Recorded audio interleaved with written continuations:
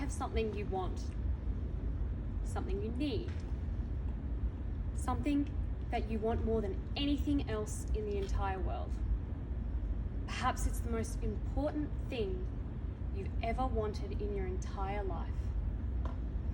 It's something very specific, something crucial, critical. It's imperative, life-changing. There is nothing like it in the entire world. What I have is very specific. What I have is knowledge.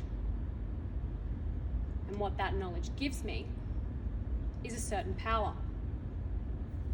My knowledge has power. What is knowledge? Knowledge is the range of facts, information, the things we've learned through our experiences and education. Is there power in knowledge? Well, for something to be powerful, it has to have the ability or the capability to direct, control, or change people. Change their minds. Control them. The knowledge we have over our lifetime doesn't necessarily have to be something that others hold in high regard. For example, Charlie Chaplin once won third prize in a Charlie Chaplin lookalike contest. This is a fact that is otherwise useless in my day-to-day life, but I have a plethora of these. So many that I could whip them out on a daily basis. Sure, it's not relevant generally, and it doesn't give me power, but it's still knowledge. I have 2 university degrees. Sure, I've gained a lot of knowledge from that. Is that knowledge powerful? No, at least not yet.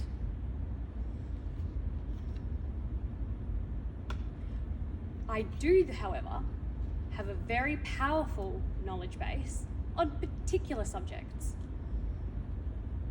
For example, I know a lot about field hockey. Many of you probably do not care about field hockey any day of your life. But when I am umpiring a game of hockey, the knowledge I have of the game, of the rules, is critical to the 22 players that are on the pitch at any one time. I have to make split-second decisions. Do I blow my whistle and stop play? Do I allow advantage to let the game flow?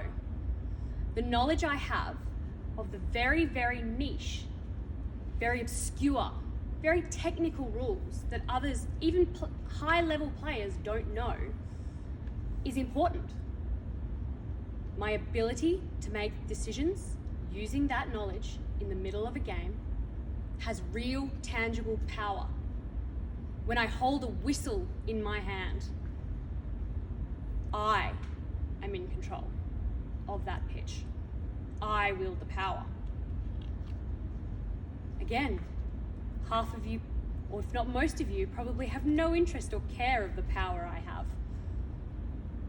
But that knowledge has very real power to hockey players. Another topic I have a very, very, very large knowledge on is Harry Potter. It is definitely useless to most people. But then there will come a day at the local quiz night where the very, very obscure question pops up. Who was the character mentioned on page 74 of The Prisoner of Azkaban? Or what was the deleted scene on the special edition, only released once, Order of the Phoenix DVD? I will see the eyes of anyone who knows me turn. That pleading look in their eyes, begging for the answer. I have a decision to make here. I know I have quite a very nice piece of power that evening. Do I relinquish that power? Do I give in to your pleading? Or do I hoard my knowledge? Do I let you drown not knowing this answer, leaving me to victory. If you're on my team, fortunately, I like to win, so I will release that information to you.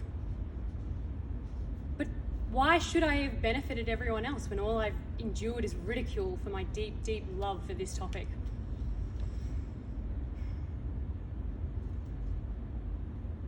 Now, knowledge can be powerful. That's very impressive. It's fantastic. But in order for it to be powerful, it doesn't necessarily, as I've shown before, have to be of just a great depth of knowledge of important subjects, like how to save a life, economic reforms, how to institute change. There is a great deal of people throughout history who have been powerful that haven't known a lot that we would consider important. You only need to look so far as Donald Trump.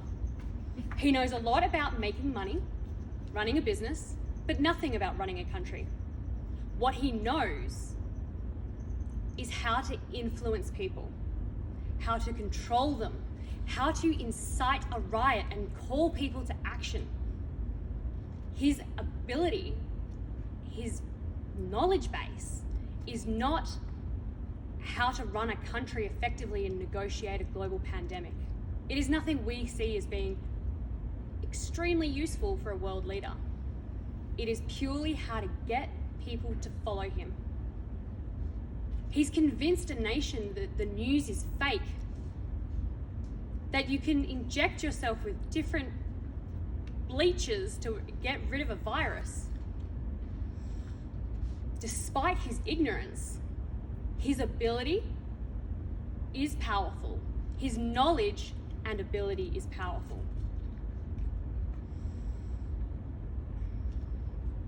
Tom Clancy said that if you can control information, you can control people.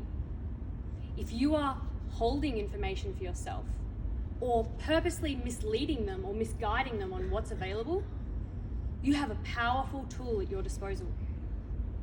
You can easily bend people to follow your ideals and your goals.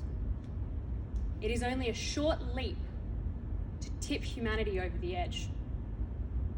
Misguided information is extremely dangerous and could lead to the destruction of the world as we know it.